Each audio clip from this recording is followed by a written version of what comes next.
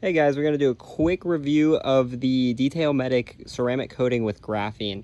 As you can see, I've already applied the product, but before this paint was looking pretty dull and didn't have much shine to it, and this ceramic coating kind of brought that all back. You can see that the flake is there, it's got a nice coating, and it's just shining. Like you can see all of the clouds and everything. It's about 95 degrees out here today, so it wasn't the best applicating process, but you can see it still came out pretty good.